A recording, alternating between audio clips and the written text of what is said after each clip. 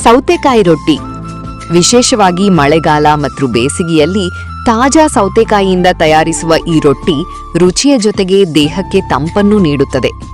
ಇದಕ್ಕೆ ಬೇಕಾಗುವ ಸಾಮಗ್ರಿಗಳು: ಸೌತೆಕಾಯಿ, ಈರುಳ್ಳಿ, ಶುಂಠಿ, ಹಸಿಮೆಣಸಿನಕಾಯಿ, ಕೊತ್ತಂಬರಿ ಸೊಪ್ಪು, ಓಂಕಾಳು, ಜೀರಿಗೆ, ಉಪ್ಪು, ಕರಿಬೇವು, ಅಕ್ಕಿ ಹಿಟ್ಟು, ಗಾಣದ ಕೊಬ್ಬರಿ ಎಣ್ಣೆ.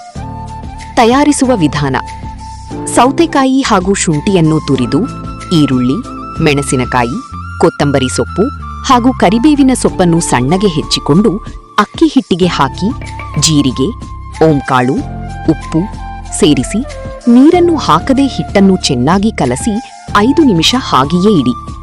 ಸೌತೆಕಾಯಿ, ಈರುಳ್ಳಿ, ಸೊಪ್ಪಿನ ರಸದಲ್ಲಿ ಹಿಟ್ಟು ಮೆತ್ತಗಾಗುವುದು. ಈಗ ಅಗತ್ಯತೆಗೆ ತಕ್ಕಂತೆ ಸ್ವಲ್ಪವೇ ನೀರನ್ನು ಚಿಮುಕಿಸಿಕೊಂಡು ಹಿಟ್ಟನ್ನು ರೊಟ್ಟಿಯ ಹದಕ್ಕೆ ಸಾಫ್ಟ್ ಆಗಿ ಕಲಸಿಕೊಳ್ಳಬೇಕು. 1 ಚಮಚ ಎಣ್ಣೆ ಸವರಿ 10 ನಿಮಿಷ ನೆನೆಯಲು ಬಿಟ್ಟು ಚಿಕ್ಕ ಕಿತ್ತಳೆ ಗಾತ್ರದ ಉಂಡೆಯನ್ನು ಮಾಡಿ ಒಬ್ಬಟ್ಟಿನ ಹಾಳೆಯ ಮೇಲೆ ಅಥವಾ ಬಾಳೆ ಎಲೆಯ ಮೇಲೆ ರೊಟ್ಟಿಯನ್ನು ತಟ್ಟಿ 3 ನಿಮಿಷ ಮುಂಚಿತವಾಗಿಯೇ ಸಣ್ಣ ಉರಿಯಲ್ಲಿ ಕಾವಲಿಯನ್ನು ಕಾಯಲು ಇಡಿ. ಇದರಿಂದ ರೊಟ್ಟಿ ಹದವಾಗಿ ಬೇಯಲು ಅನುಕೂಲವಾಗುತ್ತದೆ. ಕಾದ ಕಾವಲಿಗೆ ರೊಟ್ಟಿಯನ್ನು ಹಾಕಿ ಅರ್ಧ ಚಮಚ ಎಣ್ಣೆ ಹರಡಿ ಮುಚ್ಚಿಟ್ಟು 2 ನಿಮಿಷ ಬೇಯಲು ಬಿಡಿ. ರೊಟ್ಟಿಯನ್ನು ಮಗುಚಿ ಸ್ವಲ್ಪ ಎಣ್ಣೆ ಸವರಿ ಹದವಾಗಿ ಬೇಯಿಸಿ. ತಟ್ಟೆಯಲ್ಲಿ ಬಿಸಿ ಬಿಸಿ ರೊಟ್ಟಿಗೆ ತೆಂಗಿನ ಚಟ್ನಿ ಹಾಗೂ ಬೆಣ್ಣೆ ಹಾಕಿ ಸವಿಯಿರಿ. ಮನೆಯಲ್ಲಿ ಮತ್ತೆ ಈ ರೊಟ್ಟಿ ಮಾಡಿ ಅಂತ ಖಂಡಿತ ಕೇಳುತ್ತಾರೆ.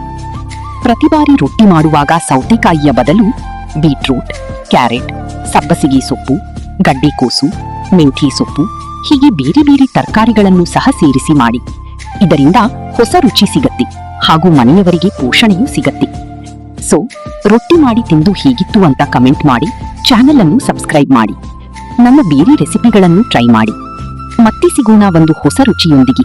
ಅಲ್ಲಿಯವರೆಗೂ ರುಚಿಯಾಗಿ ತಿಂದು ಆರೋಗ್ಯವಾಗಿರಿ. ಧನ್ಯವಾದಗಳು.